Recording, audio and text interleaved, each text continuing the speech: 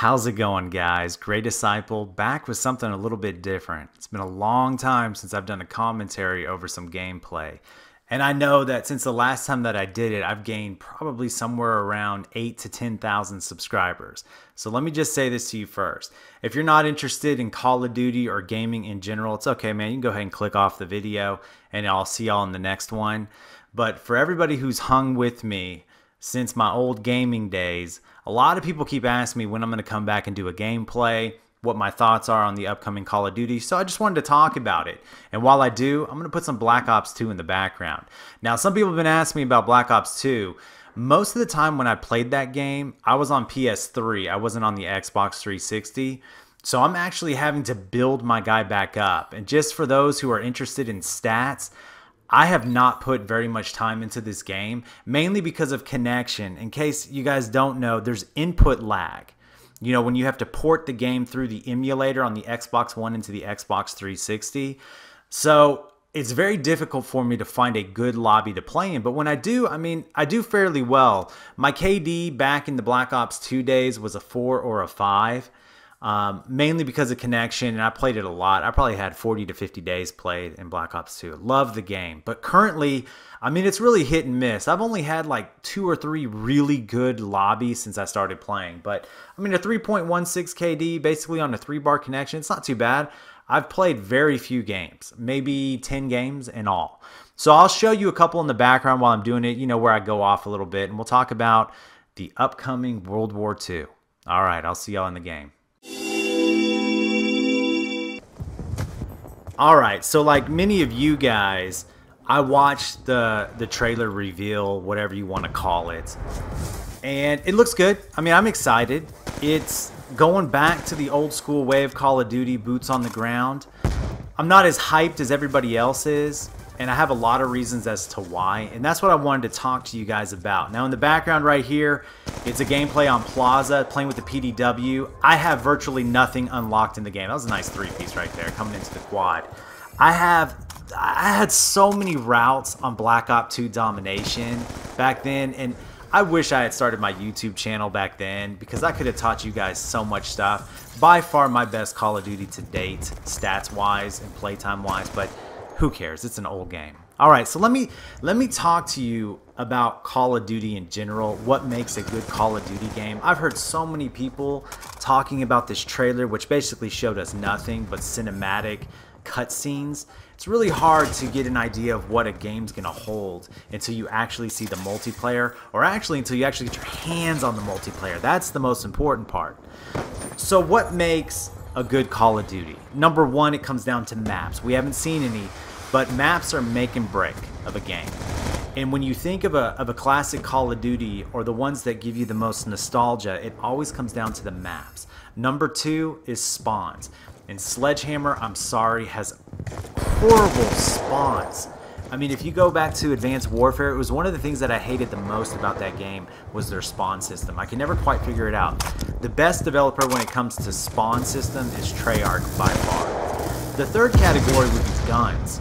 We haven't seen any of the guns, but I can tell you this from playing Battlefield 1. Now I realize Battlefield 1 was set in World War I time, and Call of Duty's going to World War II, so there were a lot more weapons. Weapons are make and break for Call of Duty. Alright, make or break, I apologize. If you got good weapons, and when I say good weapons, where more than 3 of them are usable in the game. Black Ops 3 was a great game. Okay, and one of the reasons it's such a great game is because you could do well with about 15 different weapons in Black Ops 3. It was the same thing with Modern Warfare 3. Now I realize that there were some guns that dominated, like the MP7 or the ACR, or if you go to Black Ops 3, you can dominate with the CUDA, the VMP, or the M8. I get that, but a lot of the other guns are still playable, and you can still have a really good time playing, so that's very important. Now Sledgehammer, basically everybody played with the bow in AW, so that makes me a little nervous. I don't want to have it to where you can really only play with one gun in order to do well, or in order to be competitive in a game. Okay, so that's a big thing for me. Number 4 is your streaks. I don't know what they're going to come up with for World War II streaks. I have an idea in my mind what they could do. Like, you could still do a sentry gun, but it would probably be like a pillbox, where like guys come running into the game and they set up a machine gun. You're probably going to have napalm. There's probably going to be a flamethrower. There's obviously going to be a bomb run. There's probably going to be a strafe run. Dogs, more than likely. I don't know how they would do an orbital VSAT because there was nothing like that back then. There will be UAV and counter UAV, all those kind of things. But I'm really curious to see what they come up with creative-wise. I mean, if they copy, say, Ghost, where you got like a bodyguard guy who ran with you, that would be pretty awesome. So streaks are really important. It's one of the reasons why Black Ops 3 and Black Ops 2 are so popular was because of the streaks. You could annihilate lobbies with these streaks. Number 5 on my list is going to be the challenges. Challenges are so important. They make the game fun. You know, once you get past, you know, getting good at the game, where you know that you can do well if you play with a certain setup, you want to begin to challenge yourself, and there's nothing more rewarding than unlocking things as you're challenging yourself. So I'm hoping that Sledgehammer has some type of program, you know, unlocking calling cards and things like that, and camos on guns. That is so much fun to do, and it makes you go outside your comfort zone. Number 6. I know that they talked about zombies. Hey, that wasn't that bad of a round right there. 29-8, kind of dominating a little bit. Not too bad. Second round's okay. It's not as fun. We'll go into a Nuketown game here in a second. Number 6 on my list would be zombies. I don't know how it's going to play. I know a lot of my buddies, when Advanced Warfare came out, all they played the entire time was the zombies. They couldn't stand multiplayer. I never really gave it a shot. I don't know what Sledgehammer's going to do with it. It's not in my top 5, of course, but it's still important as to whether or not a Call of Duty is going to last for very long. And then it comes down to fun factor and replayability. Number 15 on the list, all the way down at the bottom of the list, for any Call of Duty junkie, is the campaign. Nobody cares about the campaign, how it plays, what it looks like, because none of us play the campaign. And even if you do, it's a one-time shot. You play it for just a little bit and then you're done, right? But yet they always reveal that first, and we have to wait till, look at that. Oh my, you guys have no idea how pissed I was that HCXD car got me. I was so mad. And I got killed so many times on this game by my teammates shooting me in the back. But whatever, you know, game's what, 4 or 5 years old. But anyways, the campaign, nobody cares about the campaign. I don't care that Josh Duhamel, whatever his name is, Fergie's husband, that he's in it, because you're never going to play as him. I don't think he's going to be the multiplayer character that you play as. It all comes down to multiplayer with Call of Duty. That's all that any of us care about. Now, within all of this, there are 3 minor issues that really determine whether a Call of Duty is going to have any type of longevity. The first one is movement, the second one is your hitboxes, and the third one is lag. Now, people would put lag in the top 10, of course, and you all know why, but movement. And this is really what I wanted this video to focus on. I mean, you check out Black Ops 2 movement. It wasn't too bad. It wasn't too clunky, you know. I mean, the game was fun. But after playing Black Ops 3, look, killed by another teammate again, by the way. And there goes my teammates killing each other, getting kicked from the game. I thought we were going to lose this game, by the way, because of the way my teammates were killing each other. I had to switch over to this MTAR because everybody was playing at range. I don't know how I got that guy. But anyways, movement, you guys. I played Black Ops 3 now for a year and a half. I play on 3 different accounts. That's crazy. I can't believe how much I play it. I play on my primary account, Grey Disciple. I play on Grey Disciple RTC. And I play on this other one called FFA Disciple, just to challenge myself. I reset the stats on it all the time. But the movement on Black Ops 3 is so good. And let me tell you why. It adds that extra layer to where you can knock a camper or a head glitcher off their spot. Something that you can't do in Black Ops 2, and you don't really notice it until you go back to the older games like Black Ops 1 and Black Ops 2.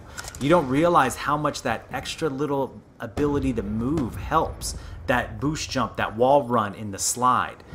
I think this game is going to change a lot of people's opinions on these newer Call of Duties. We have become accustomed to playing this way. And when you take it out, I don't know if the game's going to have as much playability or replayability as we think it's going to have. I mean, Battlefield 1, after 2 months, I was bored out of my mind playing that game. I can't play it anymore, except with my son sometimes. It's not fun anymore. I'm probably going to cut away from this game and let's go to the Nuketown game. I think I finished this game with 57 58 kills, somewhere like that. Not too bad. I think it was like a level, what was I? A level 21 at this point. Yeah, I was really working to get the FAL. I really wanted to play with it. So let me cut away. I'll get to that Nuketown game. Alright, so by this Nuketown game, you can see me frozen right here. I had just unlocked the FAL. I was getting my shot down. No attachments or anything on it. I really just want to level it up so I can go play the core mode. It was by far my favorite gun to play with in Call of Duty. Look at that turn on, dude. I was surgical with this FAL, and this is where I got my trigger finger really good. It started off whenever I played Black Ops 1, I would play with the Magnum as my secondary. Man, I could rake off those rounds like nothing, and so the FAL was right up my alley. This is what I primarily played with. But anyways, I'm eventually going to switch over to the LSAT because I'm also ranking that one up.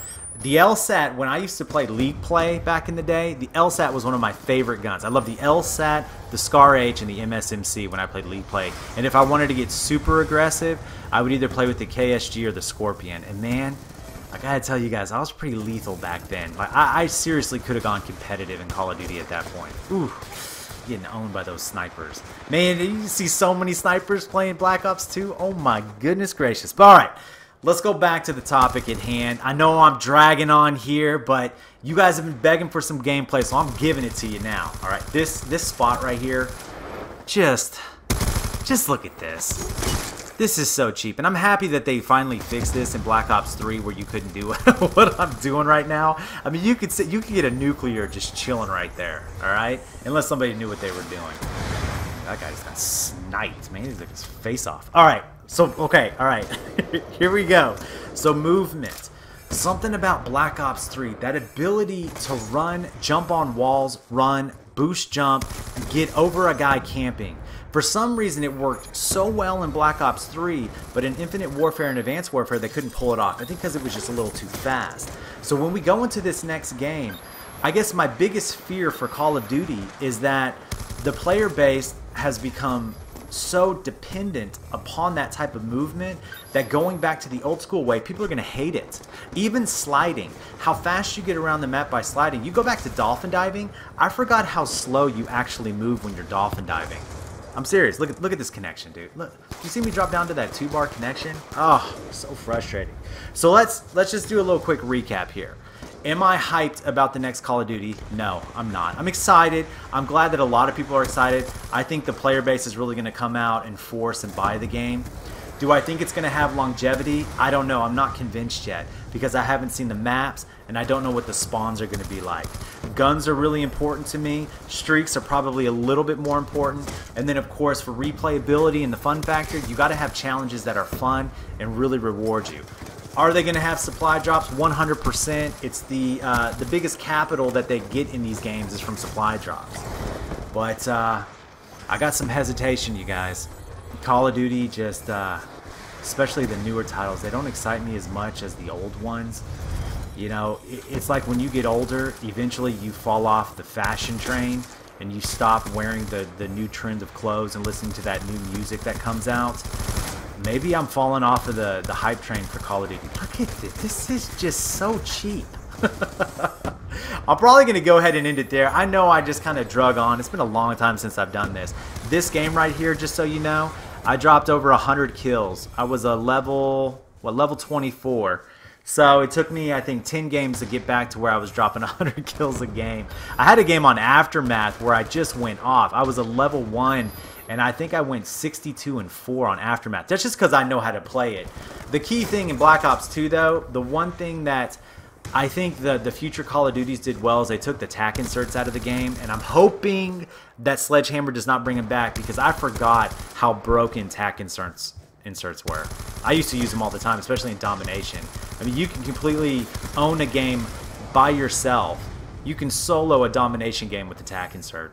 So, all right, the other thing, the giveaway that I've been doing, I'm going to go ahead and put the winners to the giveaway at the end of this video. I'm going to have 2 winners. Each one of them is going to get a $25 gift card, so I'm going to put their name. If you are one of the winners, just contact me on Twitter. I'll get your information, and I will send it out to you. I appreciate you guys hanging out with me. I hope this came out okay. I really wanted to do it on Black Ops 2, and I just thought I would do it right through the Elgato, so we'll see. If you guys enjoyed the video, let me know. Leave a comment. Let me know what you think about what I'm saying, and as always, If you're new to the channel, subscribe. I'll see you on the next one.